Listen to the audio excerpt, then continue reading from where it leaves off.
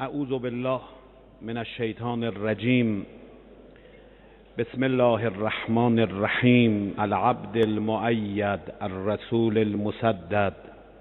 المصطفى الامجد المحمود الاحمد ابی القاسم محمد.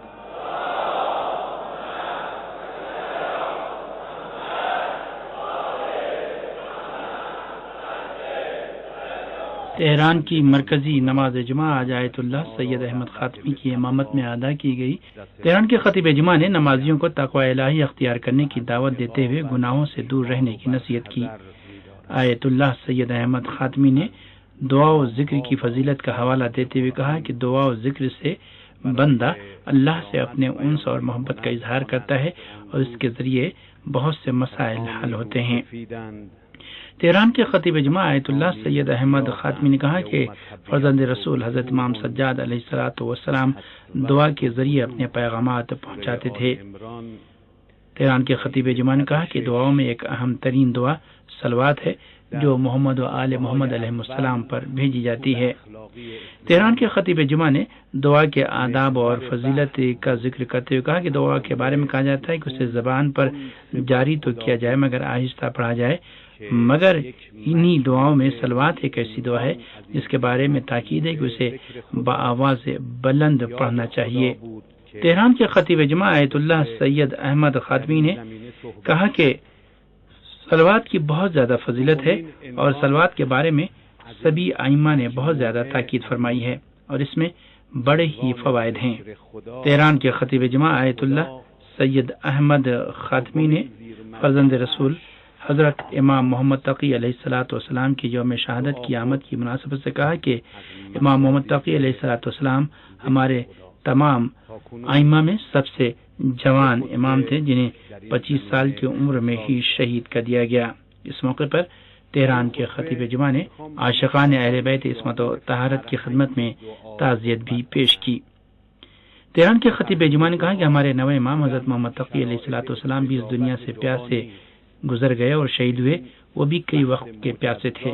تہران کے خطیب جمعہ نے حضرت امام محمد تقی علیہ السلام کی مصیبت اور پیاس کو یاد کرتے ہوئے فرزند رسول حضرت امام حسین علیہ الصلوۃ والسلام کی مصیبت اور پیاس کو یاد کیا. تہران کے خطیب جمعہ نے کہا کہ امام محمد تقی علیہ الصلوۃ والسلام کے یوم شہادت کی مناسبت سے مجالس غم زیادہ سے زیادہ اور انتہائی عقیدت و احترام کے ساتھ برپا کیے جانے کی ضرورت ہے. تہران کے خطیب جمعہ آیت اللہ سید احمد خاتمی نے نماز کے دوسرے خطبے میں قیامت کے ناموں کا ذکر کرتے ہوئے کہا کہ قیامت کے ناموں میں سے ایک نام یوم ثقیل یا یوم سنگین ہے. انہوں نے کہا کہ یہ دن سب کے لیے بہت ہی سخت، سنگین اور بھاری دن ہوگا مگر جن لوگوں نے تقوی الہی اختیار کیا ہو. تہران کے خطیب جمعہ آیت اللہ سید احمد خاتمی نے رہبر انقلاب اسلامی حضرت آیت اللہ العظمیٰ سید علی خامنئی کے حالیہ دورہ قم کا ذکر کرتے ہوئے کہا کہ آپ نے 10 دنوں تک قم میں قیام فرمایا اور بلا شبہ یہ بہت ہی مبارک ایام تھے جن کے بہت ہی اہم ترین ثمرات برآمد ہوئے ہیں اور آئندہ بھی برآمد ہوتے رہیں گے. آیت اللہ سید احمد خاتمی نے کہا کہ قوم کے عوام نے رہبر انقلاب اسلامی کا انتہائی تاریخی اور شاندار استقبال کیا اور 4-5 کلومیٹر کا فاصلہ 2 گھنٹوں میں رہبر انقلاب اسلامی کا قافلہ اپنی منزل تک سر کر سکا اور پہنچ سکا. انہوں نے کہا کہ رہبر انقلاب اسلامی کے قوم قیام کے دوران قوم کے ہر طبقے کے لوگوں اور شخصیات نے ان سے اپنی عقیدت، محبت اور والہانہ شیفتگی کا اظہار کیا. تہران کے خطیب جمعہ آیت اللہ سید احمد خاتمی نے کہا کہ رہبر انقلاب اسلامی کا یہ دورہ بین الاقوامی سطح پر بھی بہت ہی پرمعنی تھا. انہوں نے کہا کہ اس دورے سے عالمی برادری اور بیرونی دنیا کو بہت ہی اہم پیغام گئے ہیں. انہوں نے کہا کہ گزشتہ برس کے صدارتی انتخابات کے بعد سے مغربی ذرائع ابلاغ اور ملک کے اندر ان کے بعض عناصر نے یہ پروپیگنڈا کر رکھا تھا کہ حوض علمیہ اور مراجع کرام نے حکومت اور اسلامی نظام سے اپنے آپ کو الگ اور علیحدہ کر لیا ہے،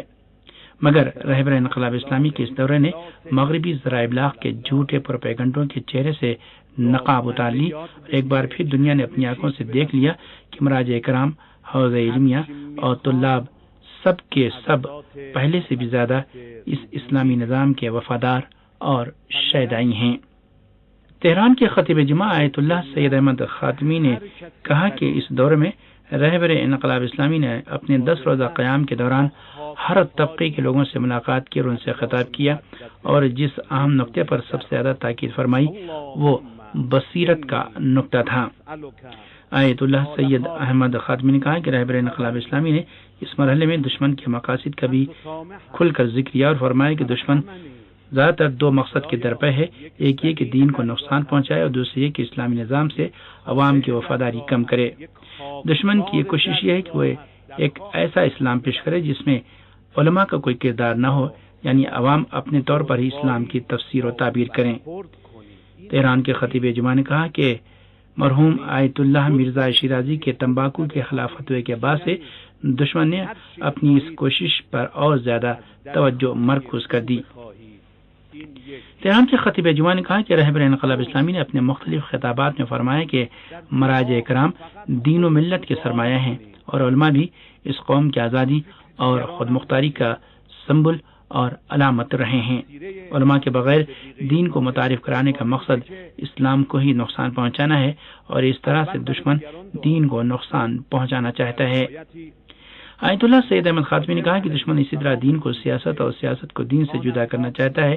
یعنی مغرب کے طرز پر سیکولرزم پیش کرنا چاہتا ہے۔ تہران کے خطیب جمعہ نے کہا کہ دشمن حاکمیت دین کو کسی بھی صورت میں برداشت نہیں کرتا،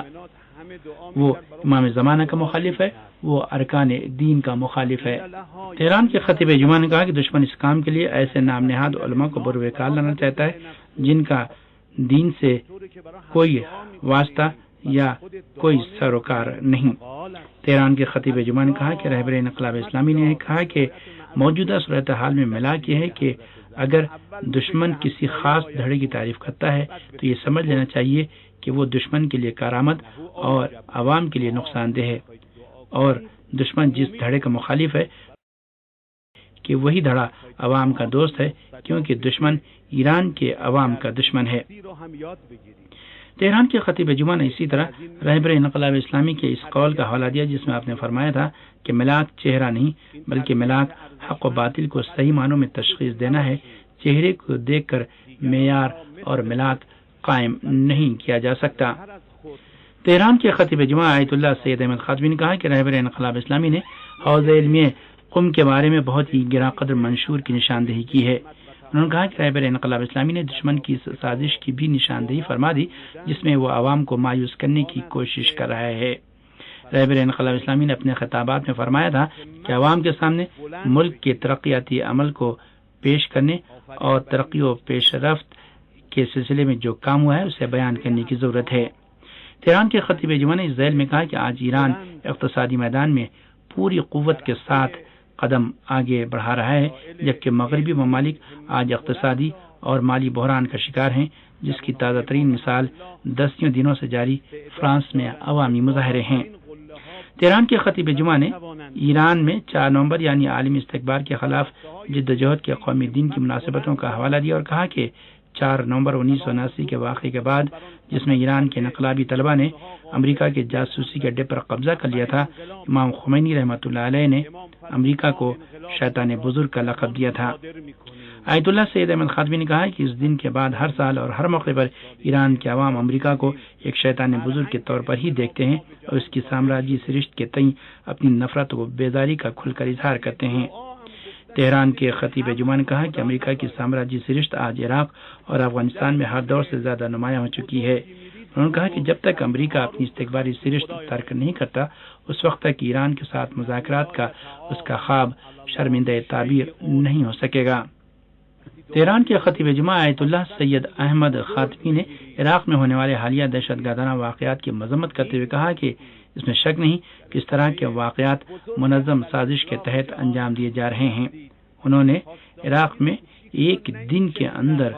22 بم دھماکوں اور اس طرح کے واقعات کا ذمہ دار امریکہ اور علاقے کے بعض عرب حکومتوں کو قرار دیا، کیونکہ امریکہ اور یہ حکومتیں نہیں چاہتی کہ عراق میں امن قائم ہو اور ایک جمہوری حکومت تشکیل پائے۔ انہوں نے کہا کہ ان حکومتوں کو یہ جان لینا چاہیے کہ جو آگ وہ عراق میں بھڑکا رہی ہیں اس کے دھوئیں ان کی آنکھوں میں بھی جائیں گے۔